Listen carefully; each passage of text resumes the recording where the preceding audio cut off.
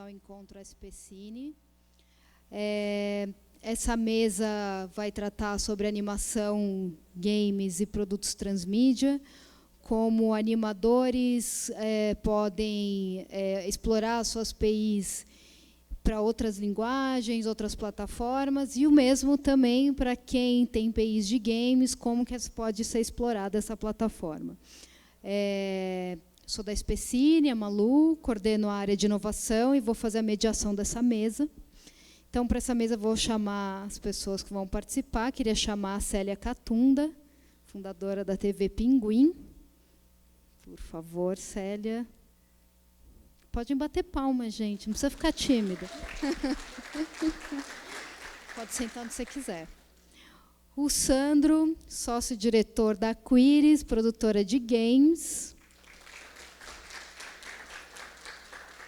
Tanto faz. O Guilherme, que é diretor criativo da Split, produtora de animação e games. E o Sean Gorman, que vocês devem ter conhecido ontem, na excelente palestra que ele deu, presidente da American Greetings. Tanto faz, acho que é bom sentar só... pode sentar aí. Acho que é melhor. It's okay. Let me... Espera aí, gente, que tem toda uma logística aqui.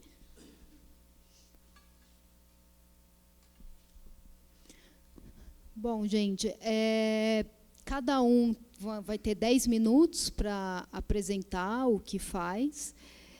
Para essa mesa, eu fiz perguntas específicas para cada um deles, antes deles virem, pensando tanto no conteúdo criativo, mas também na exploração do modelo de negócio para essas APIs. Então, a gente tem a Célia, que tem uma produtora de animação, acho que todo mundo conhece, que tem as APIs do Peixonautas e da Luna, que são um sucesso, e que estão explorando essas APIs de outras maneiras, e muitas vezes com games. Então, ela vai falar um pouquinho. Eu pedi para que a Célia falasse um pouquinho de qual é o desafio criativo em fazer parcerias ou contratar outra pessoa para fazer jogos, por exemplo, das APIs que eles estão desenvolvendo.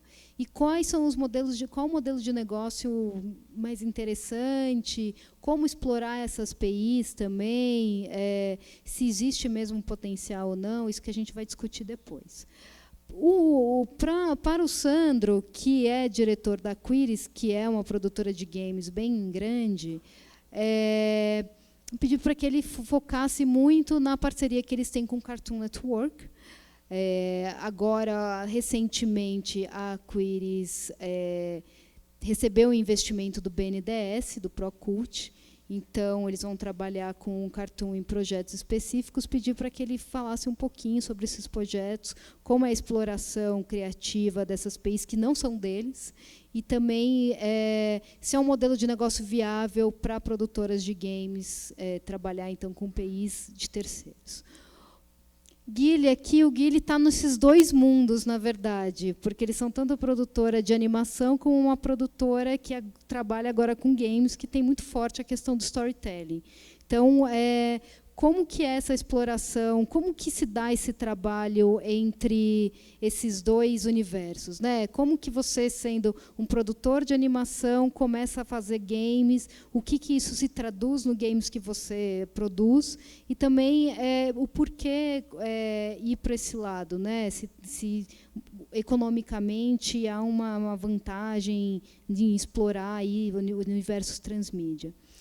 O Sean ontem deu uma excelente palestra, não sei quem teve a oportunidade de assistir, sobre exploração de APIs. Ele falou um pouquinho das APIs que são do American Greetings, todo mundo aqui deve conhecer a Ursinhos Carinhosos, a Moranguinho, e agora estão com APIs novas que eles estão explorando, voltadas mais para um público de meninos.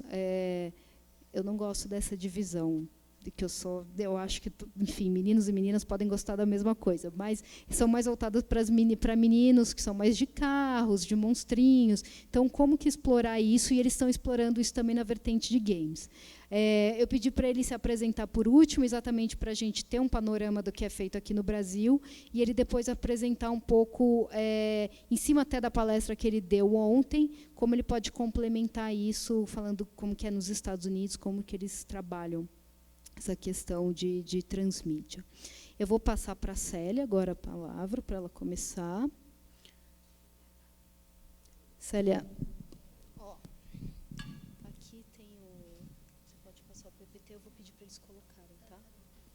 Pessoal, é isso aí mesmo, da Célia.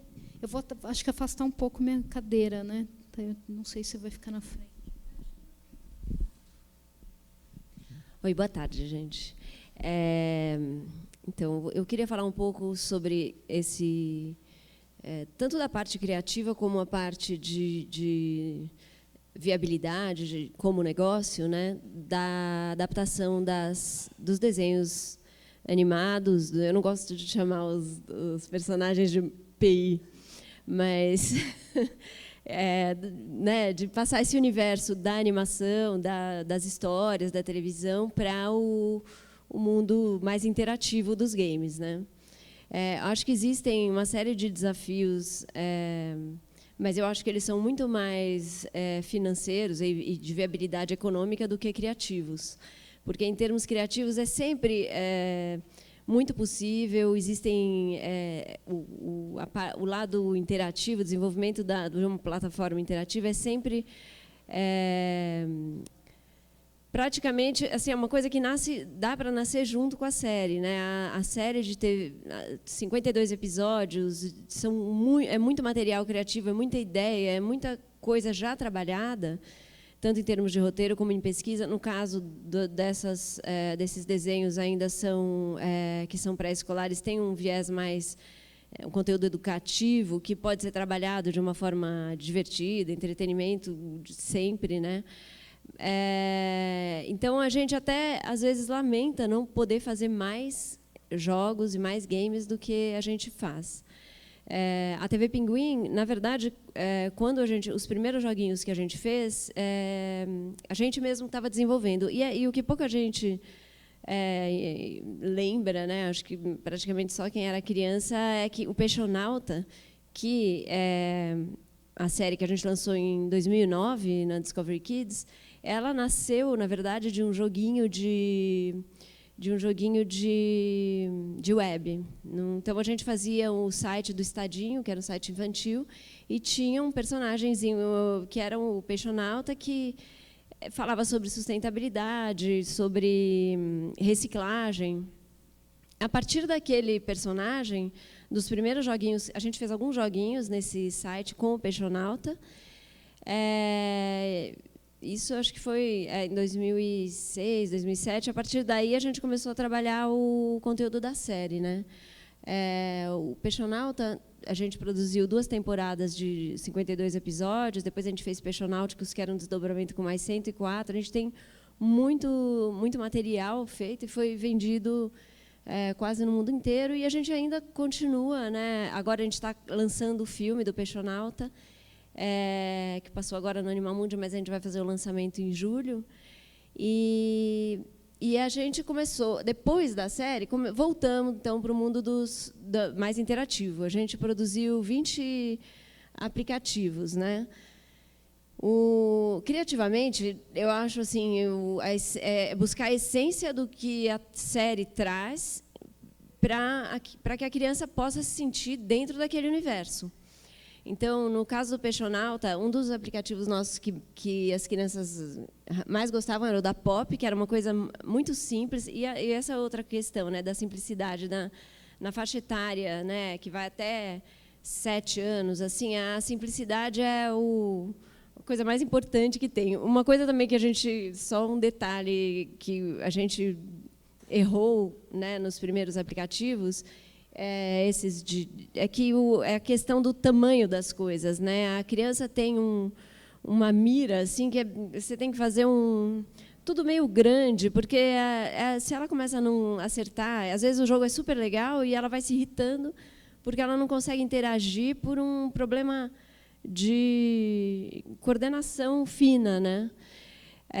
Então, no da Pop já era um joguinho que, como a Pop era dentro do desenho, era uma bola que você tinha que bater palma dentro de um certo ritmo para que ela abrisse e trouxesse as pistas.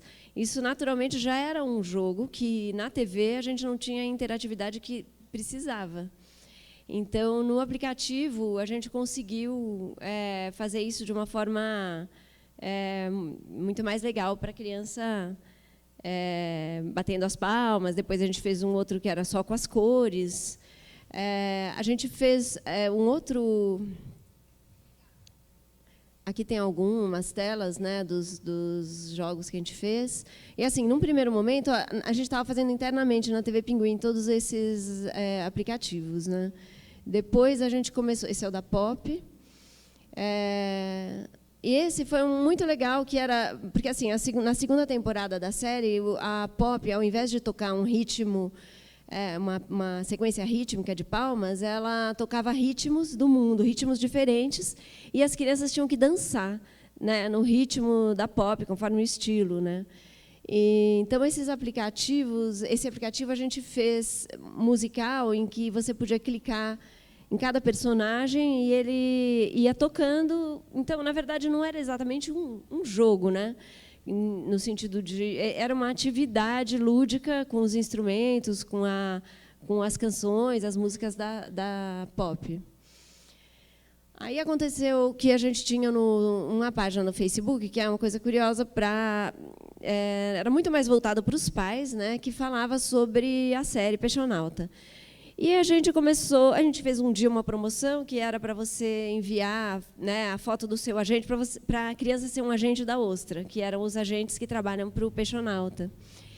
E aí foi uma enxurrada de fotos, a gente teve, né, não sei quantas mil fotos de crianças mandando para ser agente da Ostra, e a gente acabou criando aí um outro aplicativo que, na época, a gente, até por razões de privacidade, tudo a gente não fez com foto, mas a criança fazia um avatar, escolhendo as características dela para poder fazer um agente da Ostra e depois brincar nos joguinhos com esse agente.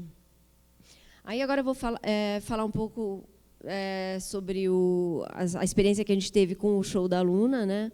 Porque, só para terminar, no Peixonauta, assim, eu sempre encarei as atividades, os aplicativos. Nós nunca fizemos um game, né, maior, mas eram pequenos aplicativos. Sempre foram complementares à experiência da criança na série, mas nunca foram... E foi muito mais uma coisa de comunicação, de estar mais presente no dia a dia das crianças. A gente teve, acho que eu passei ali, acho que dos 400 mil downloads do Peixonauta. E aí, com o show da Luna, a gente... o show da Luna, assim, é uma série que foi lançada em 2014. A gente vendeu para... a gente está vendendo ainda, mas está passando em algumas emissoras aí, nos Estados Unidos, Canadá, na Inglaterra, na Coreia, na Ásia quase inteira.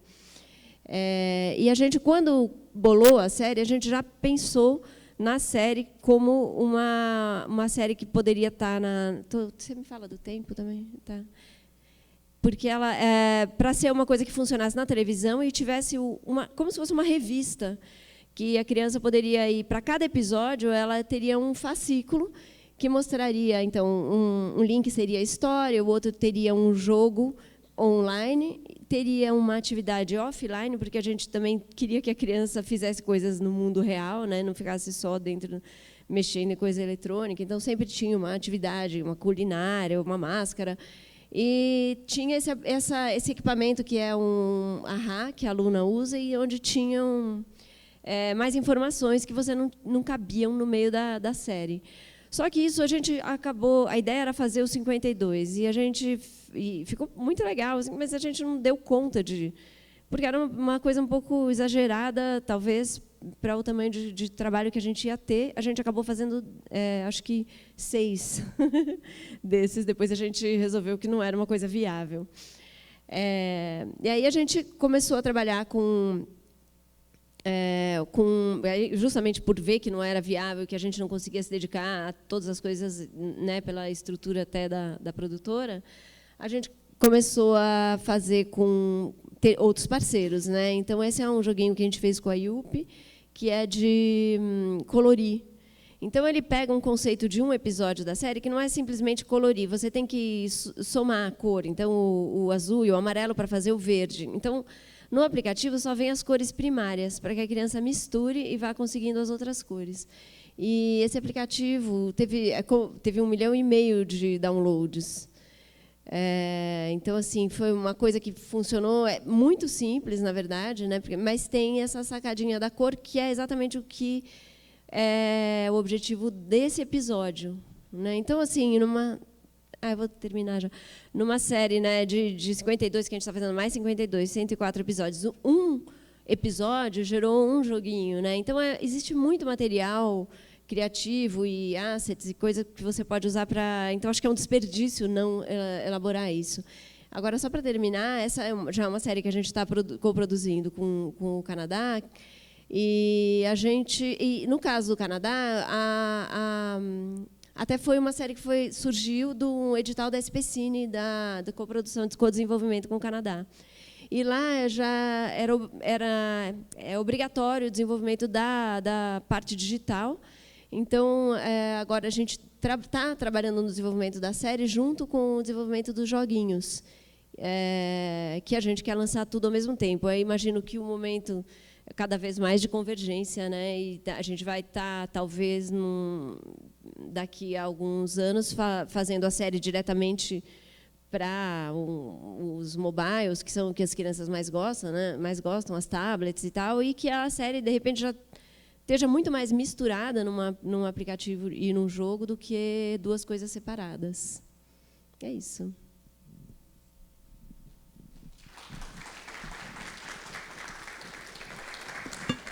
Obrigada, Célia. Eu vou passar agora para o Sandro, para ele falar um pouquinho. Sandro. Só um minutinho. Gente, alguém pode me arranjar papel com tempo? Obrigada. Plaquinha. Em primeiro lugar, boa tarde. Queria agradecer mais uma vez aqui a Malu, em pessoa, e todo o SPCine pelo convite. Acho que esse tipo de conversa é sempre bacana, troca de experiências. Sou muito fã do trabalho que a SPCine tem feito, então, sempre que eu posso, eu estou presente.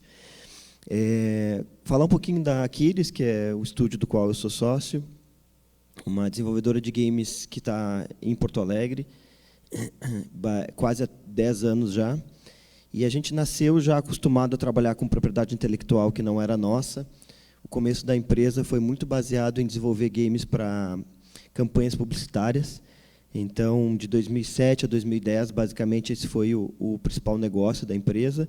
A gente trabalhou muito com Unilever, com Danone, com Kibon, com várias marcas, porque naquele momento, especificamente, era um momento que a propaganda estava descobrindo a importância do engajamento do usuário para com suas marcas. Então, muito mais do que um anúncio, estava todo mundo buscando com que o seu target tivesse mais tempo em contato com a marca. E aí, qualquer coisa que fosse interativa conquistava esse objetivo. Então, a gente se acostumou muito a trabalhar com propriedade intelectual de terceiros, no sentido de que a gente tinha várias adequações para se fazer, respeito à marca, respeito aos personagens que estavam ali sendo trabalhados, etc. Em 2009, a gente, num evento internacional, a gente conheceu a Cartoon Network, e, a partir dali, a gente começou também uma parceria com eles que dura até hoje. Já são 8 anos desenvolvendo projetos juntos, onde a gente começou a fazer jogos, naquele momento, totalmente sob encomenda para povoar o site deles, Cartoon Network, do mundo todo. Isso foi evoluindo até também do ponto de vista de modelo de negócio, e hoje, atualmente, quando a gente faz projetos juntos, na verdade, é um co-investimento. A Cartoon Network investe e a gente também investe para depois dividir o possível lucro do projeto. A gente também já trabalhou com Warner, com DreamWorks. Então, cada vez mais a gente vê essas detentoras de propriedade intelectual importantes trabalhando com projetos interativos como games. Hoje em dia, muito mais no modelo de licenciamento do que no modelo de parcerias, coproduções, mas ainda assim existem alguns casos como a Cartoon Network fazendo a coprodução. Eu vou colocar 2 exemplos aqui, mais para ilustrar o painel, e depois continuar conversando sobre outros pontos que a Malu queira conversar. Gene was obsessed with the prank war. He used a time machine to travel to the past and take out our secret weapon, Muscle Man. After that, Gene took over the park. But we never lost hope. Because we knew this day would come. The day we take back the park. Let's do this! Prank time!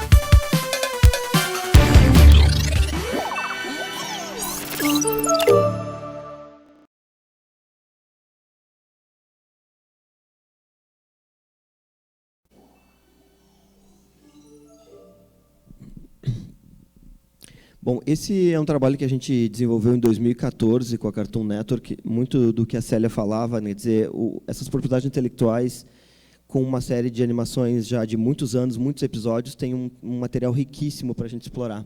E o grande desafio da gente é fazer com que isso funcione também numa outra mídia, que é games, né? Esse caso, especificamente, ele também é inspirado num episódio da série, onde, nesse episódio, o inimigo... Esse aqui no Brasil chama Apenas um Show, essa série, The Regular Show, nos Estados Unidos. Nesse episódio específico, o inimigo toma o parque deles, que é onde eles vivem, onde eles fazem a maior parte das atividades da série. E aí o que a gente trouxe para o game foi o elemento acontecendo do inimigo tomando o parque para ele, e a atividade é tentar tomar o parque de volta com as próprias habilidades dentro do jogo. Um caso especial aqui também, a gente sempre procura tentar agregar alguma coisa ao que já existe na série. Nesse caso específico, a gente propôs para a Cartoon Network trabalhar com um estilo de arte um pouco diferente do que existe na série de TV, que é super difícil, como eu já falei, e é notório que trabalhar com propriedades intelectuais já existentes, tu tem que seguir uma regra muito específica, mas nesse caso específico a gente conseguiu conquistar a aprovação para fazer uma arte um pouquinho diferente. Então, esse jogo até foi escolhido um dos melhores de 2014 pela Apple Latinoamérica. O próximo exemplo também é Cartoon Network, e é uma conjunção de várias propriedades intelectuais. Cartoon Network Superstar Soccer. Goal! Whoa! Didn't see that coming. Quick moves. Who's gonna lead your team? Ooh, can I go? Come on, let's do this. Yeah, look at that. Where do you want to play? Oh, they all look so cool. Kids from all over the globe are teaming up with their favorite Cartoon Network characters to prove their ultimate soccer champions. Think you got what it takes?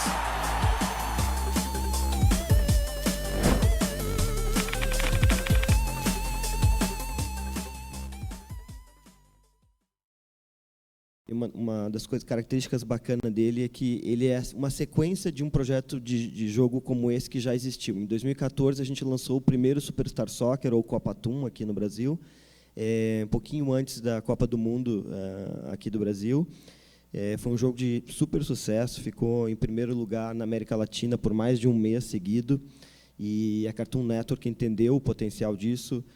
Inclusive, nos Estados Unidos foi muito bem, onde eles esperavam que não fosse tão bem, porque futebol lá não é tão popular, em tese. Mas eles gostaram tanto que definiram por investir num segundo projeto. Então, esse a gente lançou agora em agosto desse ano. de novo, um super desafio de colocar várias propriedades intelectuais no mesmo jogo, e aí a gente procura explorar o que de melhor cada uma das propriedades intelectuais tem. E ali aparece no vídeo, basicamente, o Jake, que é um dos personagens que no Adventure Time ele se transforma em qualquer modelo, em qualquer coisa. No jogo ele consegue ficar gigante, e esse é o superpoder dele. Então, cada uma das propriedades intelectuais ali no jogo tem um superpoder relacionado à sua série. Então, basicamente isso, essa parceria com a Cartoon Network já tem há bastante tempo, e hoje o que a Cartoon Network também faz, além dessa parte cross-mídia, por assim dizer, é explorar ou experimentar propriedades intelectuais novas, primeiro em games, e depois se transformar numa série. Então, essa semana, especificamente, eles lançaram uma propriedade intelectual nova como game, e não ainda na TV, para ver como é que o público reage, como é que ela interage com aquela propriedade intelectual, para ver se tem potencial de virar uma série de TV também.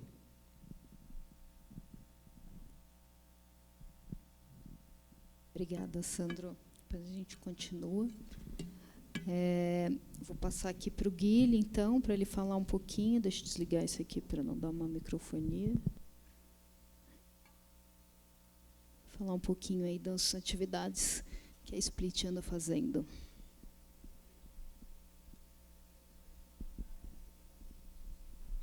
Boa tarde a todo mundo. Gostaria de agradecer a Malu, a Specine, pela iniciativa, pelo convite.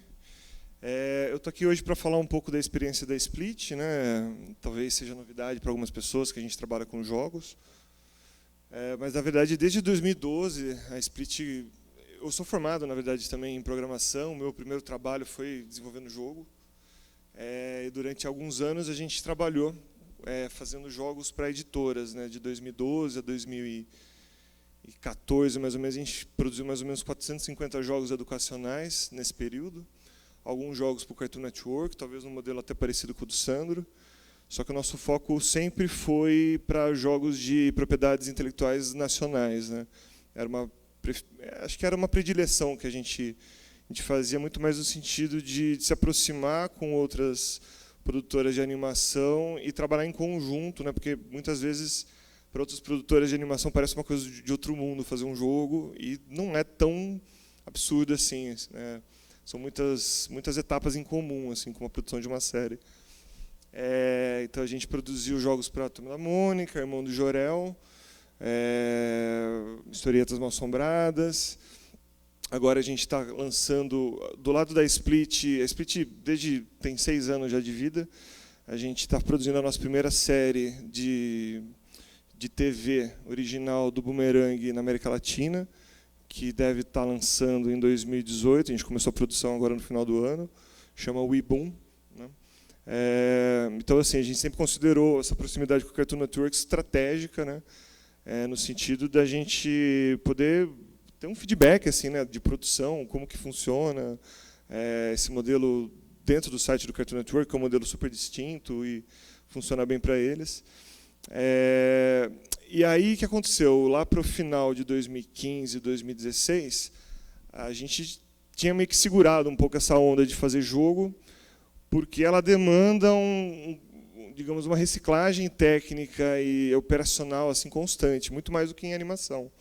Eu lembro que a gente fez esses 450 jogos durante 3 anos em Flash, e de repente mudou tudo para HTML5 e Unity, foi um pega para capar, assim, né? Ninguém mais... Era muito difícil encontrar profissionais capacitados sem que desse um downgrade na nossa produção, que é uma digamos, um fetiche da Split, assim. A gente sempre quer manter o maior nível de produção, de animação, visual, de storytelling possível, né? Então, o que aconteceu? Foi no final do ano passado, a gente, inclusive, contratou o Reinaldo como nosso consultor, e ele nos ajudou, na época, um pouco no começo desse ano também, a repensar um pouco a empresa, né, que estava muito mais focada para a série e para a longa, né, em animação, e, de repente, abriu nossos horizontes para comportar esse desejo nosso de também estar atuando em jogos e outras áreas, né? Inclusive, inovação, storytelling e audiovisual foram as 3 palavras que a gente acabou definindo como foco da Split, né? A partir daquele ponto.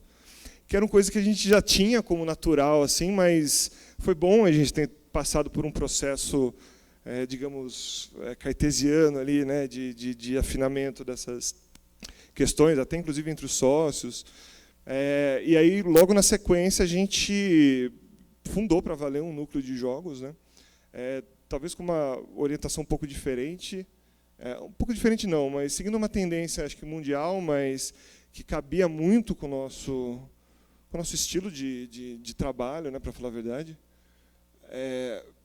Isso foi, enfim, é uma coisa que foi resultante, né, dessas conversas, mas aqueles quadrados azuis e aquele losango ali azul, na verdade é verde, né?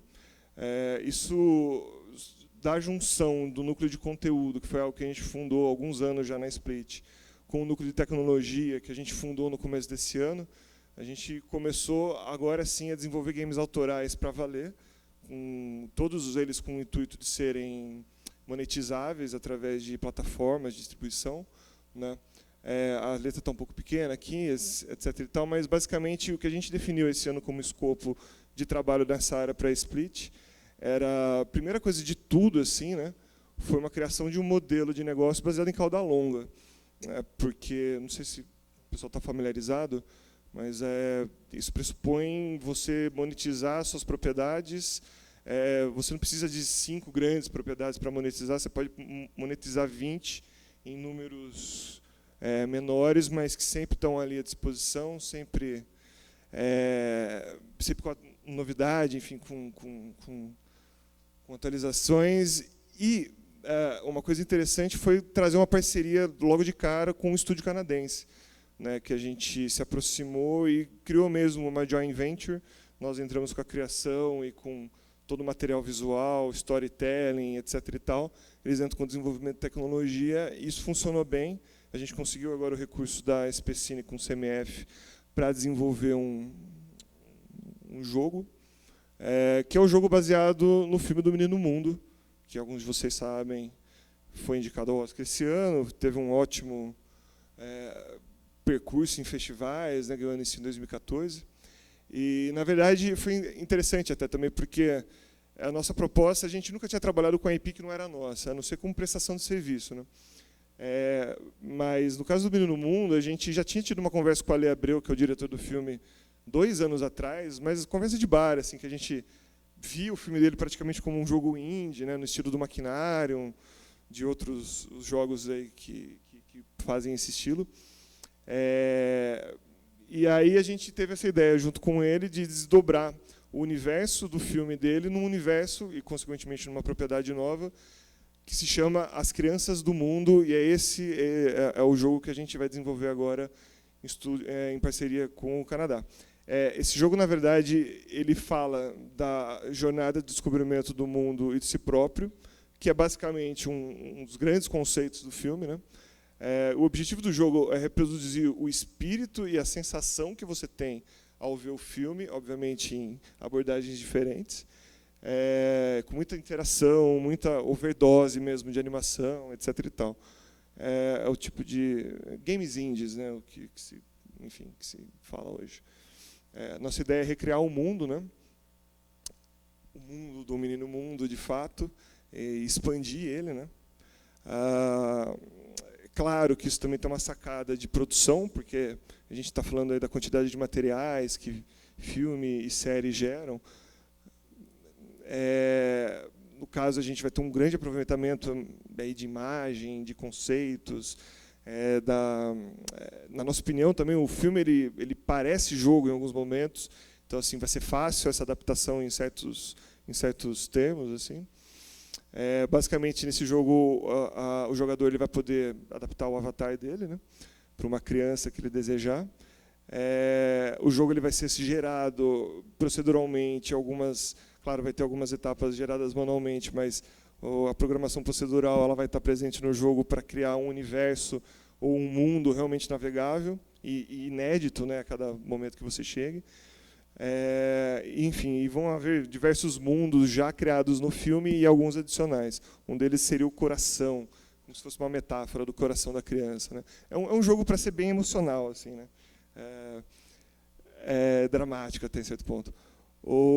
Basicamente, também, o conceito do filme, do jogo, e a gente penou muito para trazer esse conceito, na verdade, a gente passou 6 meses pensando como fazer uma adaptação desse filme para um jogo, né? E o melhor conceito que a gente pôde chegar, que o Ale também, enfim, gostou muito, tal, e a gente está bem seguro com ele, é que, na verdade, o filme ele fala sobre crescer, sobre amadurecer, sobre saudade, sobre, né, deixar coisas para trás.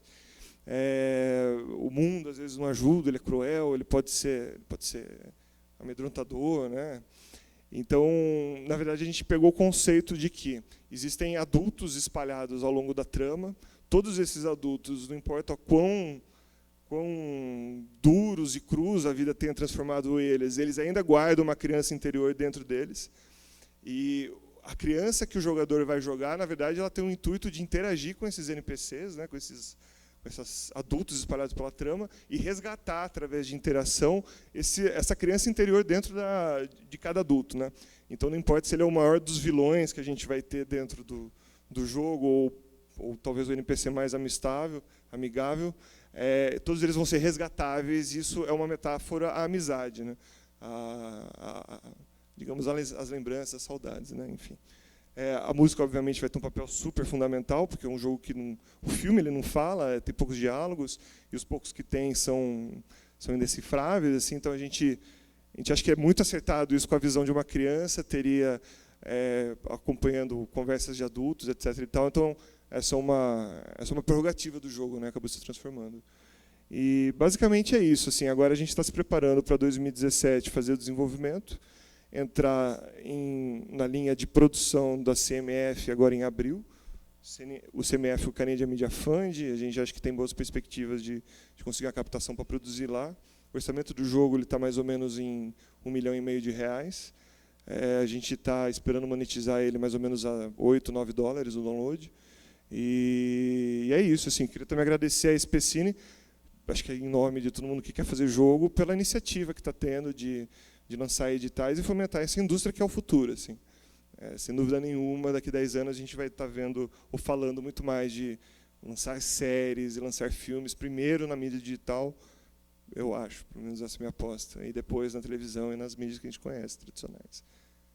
É isso, obrigado.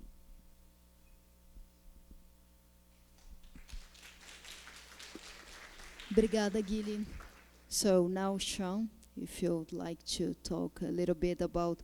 Se quiser falar um pouquinho sobre como American Greetings pode trabalhar com a propriedade intelectual e os games.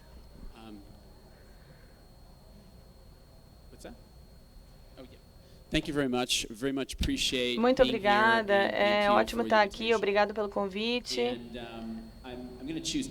Eu vou escolher aqui os Care Bears, os ursinhos carinhosos, porque é mais fácil de falar sobre modelos de negócios, o nosso modelo de negócios, porque eu acho que uma das grandes oportunidades nos games digitais e mídia digital é que eles podem desenvolver uma marca ou uma série de TV e certamente terá sucesso. É um negócio bastante desafiador,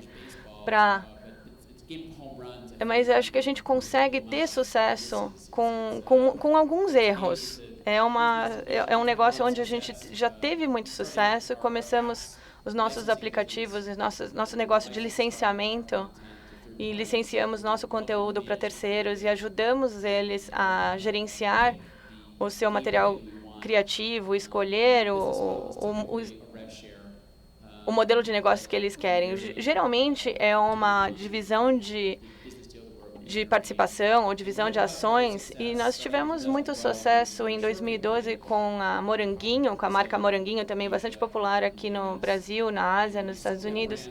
Quando vendemos aquela empresa ano passado para uma empresa chamada Iconics, a licença só para Moranguinho gerava cerca de $1,7 milhões líquidos para nós.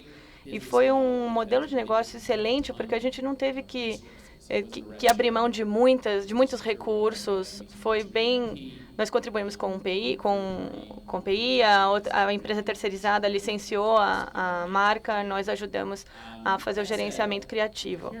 Com os Ursinhos Carinhosos, é um pouco diferente, um pouco mais novo, não tão ativo como o mercado de games, como era com a Moranguinho. E com uma marca como a Moranguinho, o que acontecia era que ela falava muito,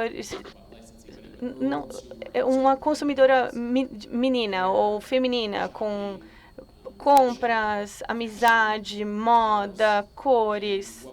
E nós vimos que marcas para meninas, que são na demográfica de 6 a 12 anos, era muito forte. Um grupo de IPs, por exemplo, Meu Pequeno Pony, com meio parecido, menininhas antes da idade pré-escolar, que começam a se engajar na cultura consumidora. E são compradores muito proativas nas lojas de iOS e Android para fazer os upgrades para esses aplicativos. Para os Ursinhos Carinhosos é um pouco mais difícil, e a gente também tem que ter um pouco mais cuidado, porque é realmente uma marca para uma idade mais nova. A mãe toma mais conta dessa marca e dessas compras relativas a essas marcas. Então, a gente quer tornar isso menos comercial. Então, a seleção dos aplicativos e os games e a forma de jogar é bem diferente. Consequentemente, a nossa decisão foi de ser menos monetizada, porque esse aplicativo é um negócio para os Ursinhos Carinhosos, mas também é uma forma de reforçar a marca, que é duradoura, segura, querida. Então, nós vemos esse negócio de apps, de aplicativos, como um negócio, mas também uma boa forma de comercializar a marca para suportar outras iniciativas que nós temos, para parecer que realmente seja autêntico para a marca e não super comercializado. Essa é uma diferença interessante das diferentes faixas demográficas e a percepção. E o negócio de licenciamento dos Ursinhos Carinhosos foi bem sucedido. O nosso primeiro aplicativo foi lançado em junho de 2014. Na mesma semana que saiu o aplicativo da Copa do Mundo. Por isso que a gente não foi o número 1. Fomos o número 2 no iOS geral, não só para crianças ou para iPads ou iPhones. Então, foi um sucesso enorme no nosso primeiro aplicativo. E desde então, tivemos vários graus de sucesso com os diferentes tipos de aplicativos que a gente fez, reconhecendo mais uma vez que alguns não são feitos para monetizar, são mais feitos para reforçar a marca e dar suporte à mensagem da marca em geral. Então, no total, nós temos alguns níveis de sucesso com alguns aplicativos, número 1 para crianças, para iPad, em algumas demonstrações do iOS, e nós temos mais ou menos 22, 23, esse slide antigo, milhões de downloads, mas entre esses aplicativos, são 13 que nós temos aqui. Bom, alguns são infinitamente mais bem-sucedidos. Às vezes, um aplicativo tem 9,5 milhões de downloads. Temos um sucesso enorme, com alguns outros não foram tão bem-sucedidos. Isso são os padrões de jogo, é o público, como a gente faz o marketing desse aplicativo, se ele vai, por exemplo, aparecer... Não sei se trabalha com você, mas para a gente, se o aplicativo monetiza bem, se a Apple resolve colocar esse aplicativo como um feature, como um destaque na sua loja, se está na homepage, se está nas partes a lista de aplicativos de infantis ou educativos. Então, é muito importante reconhecer a relação, as entidades que tocam aí a loja do Android e a loja da Apple. Então, aqui um pouco fora do que a gente está falando, mas o nosso negócio digital, para a gente, não são só os apps. As cartas de trocar para as colecionáveis, também um padrão muito grande para as crianças. Temos também um negócio de trocas de cartões digitais, aplicativos de emoji, teclados de emoji. A nova versão do iOS coloca vários diferentes emojis, então são muito importantes para a gente. São uma outra forma, através dos apps, de conectar com as crianças, aplicativos de contagem de histórias também, porque também reforça que a marca e também tem uma boa contagem de histórias que é autêntica, que é o que a gente quer fazer, que é conectar e criar um bom entretenimento. Aqui o que a gente... Isso aqui é o jogo de combinar as barriguinhas, que a gente... É um padrão de jogo muito fácil, e os Ursinhos Carinhosos têm isso aí. No caso, foi o Playdate Digital, que foi nosso parceiro. Bom, não tocou o vídeo, mas... Isso é para uma marca que a gente está trazendo. Estou falando na apresentação de ontem, estamos falando do conteúdo de animação, curtas de animação. Então, a gente já desenvolveu alguns tipos de jogos, padrões de jogos, são essas, chamam de Mad Balls, essas bolas malucas, que a gente quer, eu falei ontem, que é uma marca muito interessante para os meninos, coisas que talvez não fossem interessantes na TV, como a coisa de soltar pum, arrotar. Então, são coisas que a gente está desenvolvendo isso para tratar e para lançar isso aí. Então, a gente tem a nossa criatividade in-house, a gente não procura apenas licenciar ou esperar um telefone que nos diga como a nossa marca é legal e como as pessoas querem licenciar a nossa marca.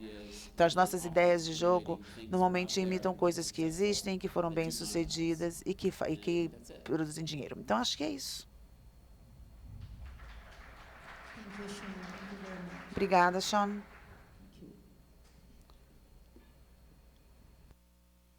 Eu vou abrir para perguntas. Antes eu fazer uma primeira pergunta eu mesma. Na verdade, é para todos. O Guilherme mencionou o nosso edital, junto com o Canadá, a Célia também. Acho que o Edu não está aqui, o Edu foi a pessoa que costurou esse edital junto com o Canadian Media Fund. Tem essa questão no Canadá de todos os editais terem esse braço digital, né?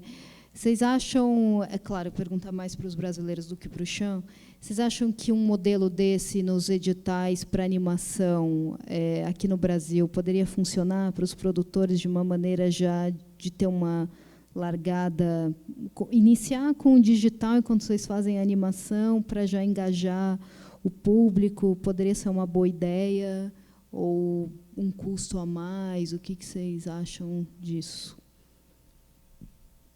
Célia, espera que eu preciso só ligar aqui que está... Isso. É que tem uma diferença, eu acho, porque no Canadá, quem exige também o conteúdo, a parte digital, são os canais, né? Os canais de TV, quando já fazem a aquisição, a coprodução, no caso, eles exigem, né, faz parte da demanda, ter todo o conteúdo digital junto. E aqui, não necessariamente.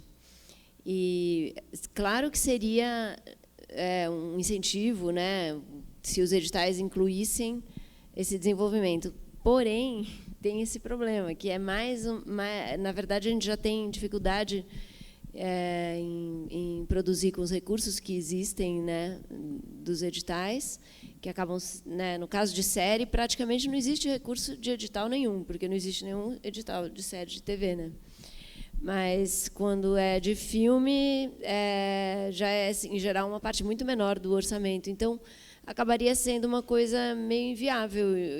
Eu acho que seria melhor, talvez, que fossem editais separados, só para a parte digital, né? E talvez, se aquele conteúdo tiver uma parte que já que é de conteúdo, né? Quer dizer, se aquela propriedade tiver um conteúdo na TV ou no cinema, ele poderia ter uma pontuação melhor dentro do edital, não sei, se for o caso de aliar as duas coisas.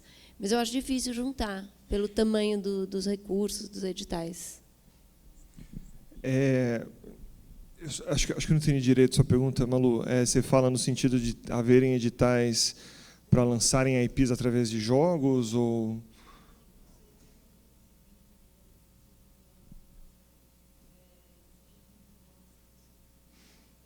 Entendi. Eu sou meio contra tudo que seja uma... É porque é mais uma imposição nesse caso, né? De repente como se fosse uma contrapartida, uma obrigatoriedade, sendo que essa deve ser uma demanda dos canais, né? Eles que deveriam demandar. Por exemplo, a gente está fazendo agora a nossa série com o Boomerang, e o Cartoon ele não demandou que a gente faça o nosso jogo para a plataforma deles, né, da nossa série. Mas a gente sabe que esse espaço existe, que eles gostam, que eles querem, e que o site tem lá 14 milhões de usuários ativos. Assim. Então, como ponto estratégico da Split, a gente se obriga, na verdade, a fazer esse tipo de investimento. Não dá para deduzir isso, não é um item abatível, por exemplo, de muitos de fundo setorial, etc. E tal. Mas também a Split já fez isso como investimento próprio. Não sei se esse seria o caminho. Assim, por exemplo, o edital da Batalha Animada, da SPCine, que a gente não participou, mas eu acho que essa é uma ótima iniciativa, assim, né? Um bom jeito de se começar. Eu conheço, o próprio Sandro mencionou isso, mas eu conheço já algumas produtoras de games pequenas, né, que já almejam estrearem ou, de repente, terem uma chance de produzir suas séries a partir de um sucesso feito de um jogo. E que, dependendo de como você trata esse desenvolvimento para o jogo, você pode estar falando de uma produção muito mais rápida de ser feita, com custos talvez não tão menores, mas muito mais plausíveis para a realidade brasileira. Talvez também não tenham tantos desenvolvedores aptos a mesclarem desenvolvimento, tecnologia com storytelling, mas isso já está em curso de acontecer. Creio que daqui a alguns anos muitos dos desenvolvedores de jogos já vão estar com isso na cabeça. É aquela coisa, né? Às vezes o desenvolvedor de jogo ele chega para você, pô, cara, faz um trailer do meu... que já aconteceu com a gente, né? Pô, faz um trailer do meu jogo. Aí você olha lá, são 8 carrinhos, assim, né? Você fala, não, beleza, qual que eu pego? Eu pego aquele, eu pego aquele. Ah, pega aquele ali. Por quê? Porque tem uma gostosona ali dirigindo e o público vai gostar. Ou seja, não tem uma história por trás de cada um, né? E às vezes essa história ela acaba chegando depois, assim, com uma coisa meio forçada, tipo, como se alguém tivesse esquecido de acoplar uma história de verdade, uma storytelling de verdade no desenvolvimento do jogo. E, na verdade, esse é um estilo de produção. Assim, o que a Split ela quer, na verdade, como empresa, é sempre pensar no storytelling antes da produção. E se você faz isso, independentemente de você estar lançando uma série, um jogo, um longa, você está falando de atingir em massa uma série de consumidores, né? E hoje a gente já vê exemplos a dar com pau, assim, de séries que partiram de YouTubers que estão indo para televisão, coisas de televisão indo para YouTube, coisas de jogos indo para televisão, televisão vindo para jogo. Meio que a gente hoje tem uma crença na Split que primeiro a gente se preocupa em criar uma história boa, que mereça ser contada. A gente tem já uma noção de qual plataforma que a gente quer usar, mas isso não está escrito em mármore, né?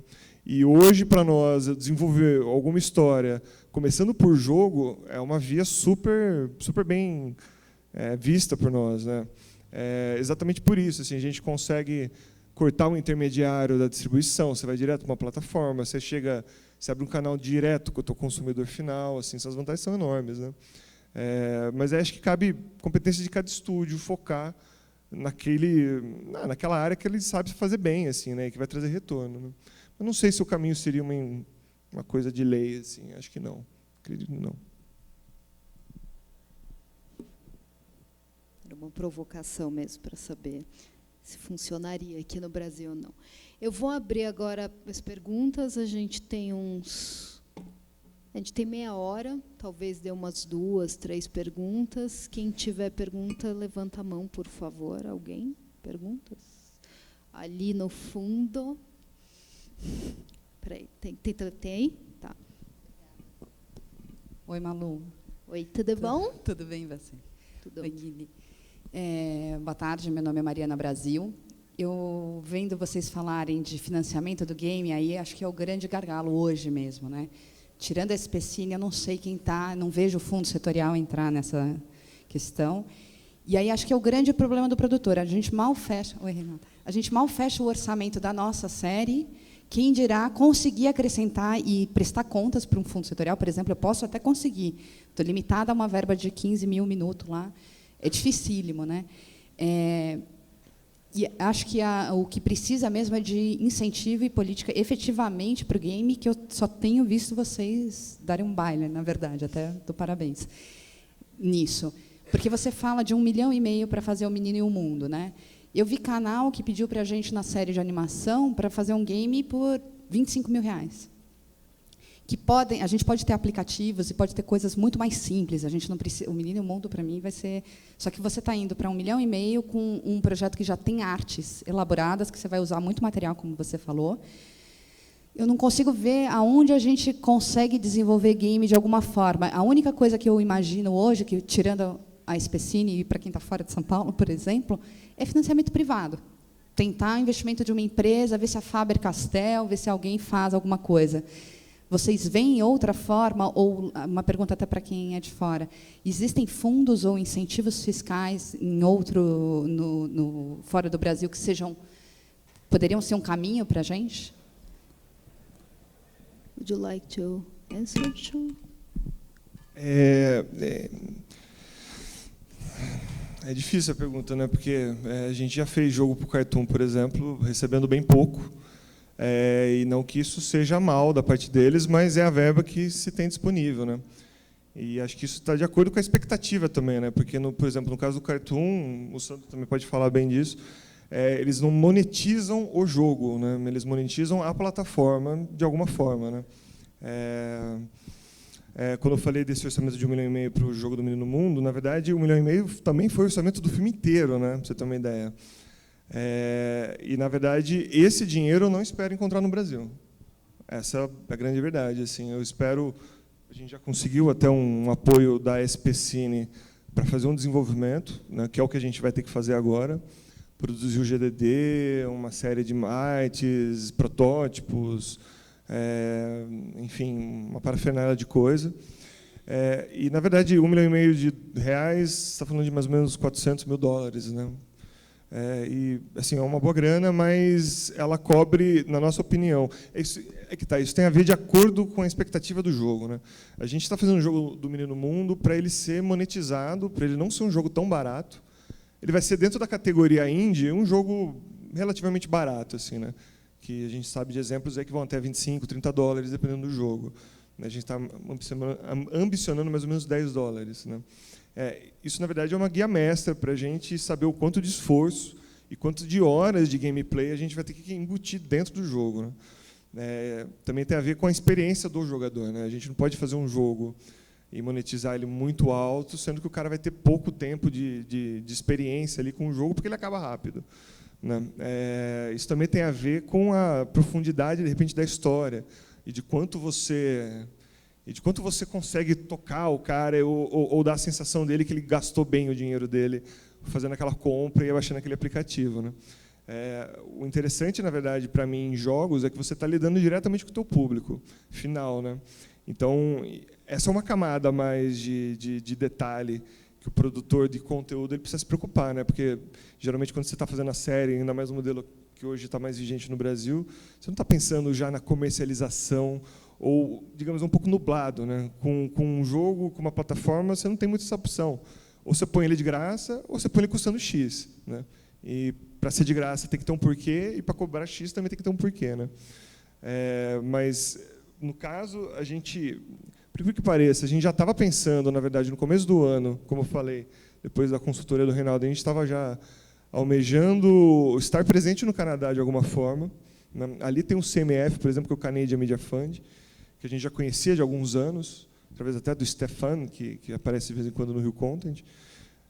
Ele próprio foi um cara que incentivou bastante a gente a tentar alguma coisa ali no Canadá.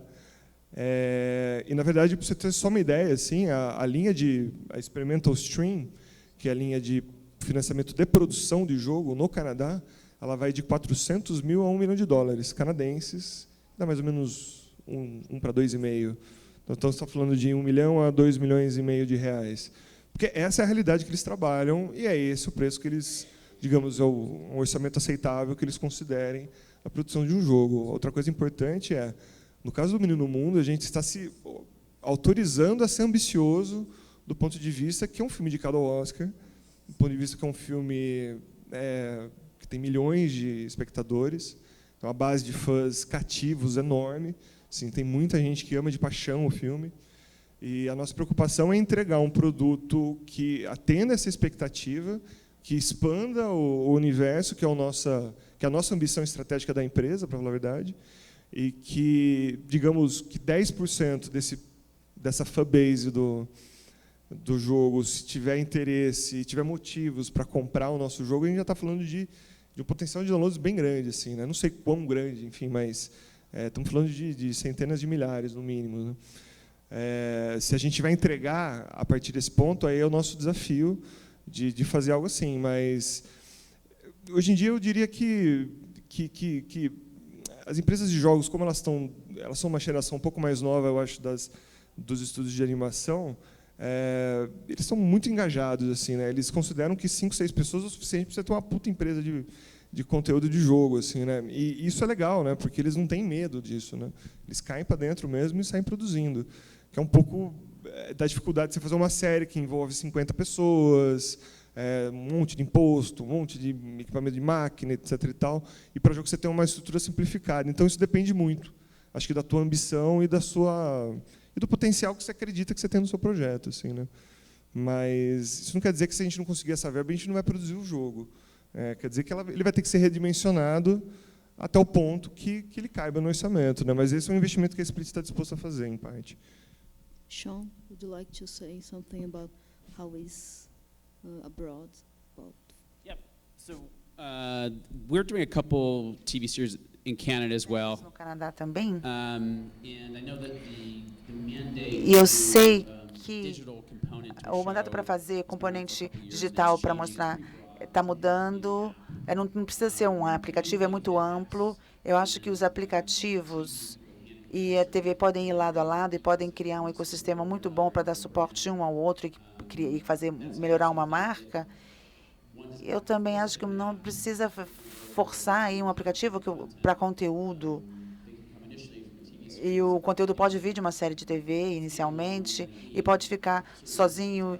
E o jogo pode ter sucesso com os jogos vindo posteriormente e melhorando o crescimento daquela marca depois do aceite inicial do público, que nesse caso teria sido através de uma série de TV. Em termos de financiamento, nós percebemos que mesmo o mercado privado houve uma redução em termos de, eu vou chamar da fatia que a gente tinha dos nossos jogos na Moranguinho. A gente tinha no início de 2012, 2013, muitas equações boas de compartilhamento de receita nesse negócio.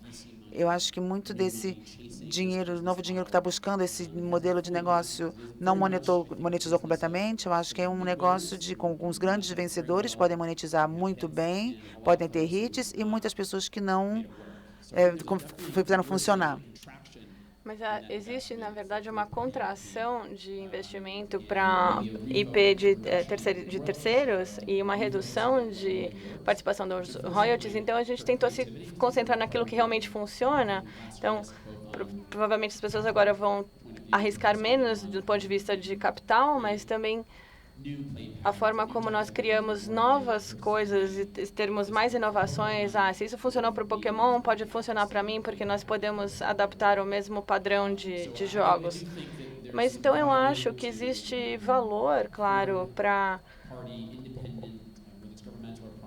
um financiamento terceirizado para os aplicativos, que isso, na verdade, seja do governo ou da indústria privada, porque isso aperta os orçamentos de TV, de séries de TV. E uma série ou um padrão vai emergir naturalmente. Então, eu acho que o que tem que haver é que o console também... o console de jogos também, de aplicativos de jogos também, diminuiu nos últimos 5 anos. São bem mais limitados agora. E, por exemplo, a Nintendo tem sido bem resistentes em tornar os seus games em aplicativos, porque eles querem proteger o seu negócio de jogos com consoles. Mas agora a gente vai ter o aplicativo do Mario Brothers. E é a primeira vez que eles vão fazer isso, porque eles são muito protetores contra isso. Mas seja com Mario Bros ou com Ursinhos Carinhosos, os aplicativos podem continuar a ser feitos desde que haja dinheiro dentro desses modelos. Alguém tem mais? Rodrigo, peraí. Falando de funding, só para eu dar o exemplo da Kiris, que a gente anunciou junto com o BNDES, no Big Festival, o primeiro financiamento de jogos via a linha do Procult. Importante, concordo que é muito difícil o dinheiro ainda para games no Brasil. Como representante da Abra Games, a gente vem trabalhando há algum tempo, eu diria mais de ano, com a Ancine para conquistar isso via fundo setorial. E eu espero realmente que, se não em dezembro, em janeiro, fevereiro, no máximo, a gente tenha o primeiro edital voltado para games. Portanto, se isso é um objetivo teu, pode ficar atenta, porque deve acontecer em breve. A gente ajudou bastante como consultores para fazer esse edital. Então, espero que ele tenha um formato bacana, assim como a gente trabalha em parceria com a SPCine para fazer isso aqui também. Então, tem muita coisa ainda para acontecer nessa área, mas o meu exemplo específico com o Procult, eu acho que tem, nesse nível de investimento, 1,5 milhão, não sei quanto tu está buscando, o investimento mínimo do Procult é 1 milhão, mas, para quem está, inclusive, talvez puxando isso como série, consegue, via lei do audiovisual, ainda uma condição ainda mais especial via Procult. Se tu estiver buscando investimento acima de 1 milhão, eu certamente recomendaria o Procult do BNDES. Claro, é um financiamento, não é um edital, tem suas particularidades. A gente demorou um pouco, até por ser o primeiro, talvez, em games, onde a gente teve que adequar muito linguagem para com os técnicos do BNDES, etc. Mas abrimos o caminho ali que esperamos que muitos outros estúdios brasileiros possam ir atrás também. Mas, fundamentalmente, o Sean trouxe muito na fala dele, assim, os modelos de negócio são completamente diferentes.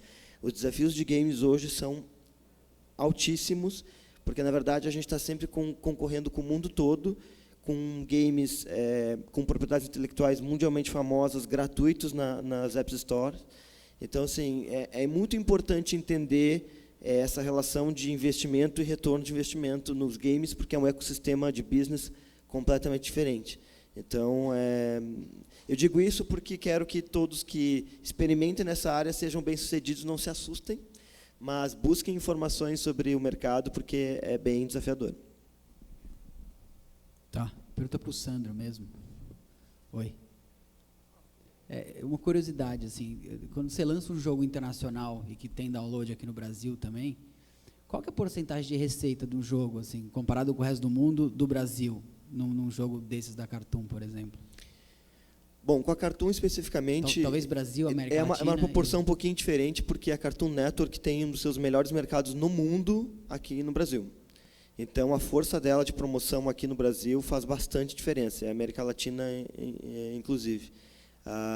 Então, mas te dando números mais ou menos disso, o mercado brasileiro fica em segundo ou terceiro lugar nos games que a gente fez juntos, sempre perdendo para os Estados Unidos, mas brigando ali com o México para ver o segundo lugar de monetização.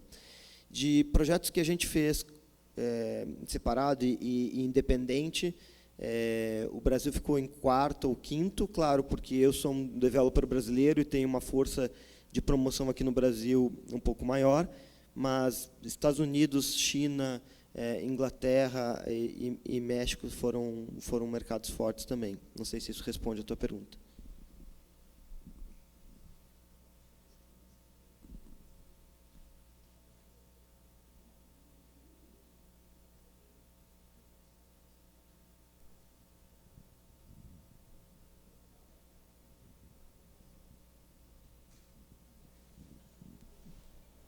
Boa tarde. Minha pergunta envolve broadcasters, os canais de TV, e um licenciado de games, né? Então, uma parte da pergunta é para o Sean, uma parte acho que é mais para a Célia, porque eu acho que a gente lida muito com o digital rights quando você está negociando com o canal, e há uma tendência dos canais quererem reter o digital rights, seja para colocar nos seus websites o uso da propriedade intelectual. Então, eu queria perguntar para o Sean, quando ele está negociando as séries das propriedades da American Greetings, como é que é a negociação com os broadcasters, nesse sentido. E, ao mesmo tempo, quando você negocia com um licenciado, além da garantia mínima e do royalty, o que dá para exigir para um licenciado de um aplicativo ou de um game, em termos de performance, publicidade, divulgação, e como tem sido essa relação? Queria ver essa comparação aí.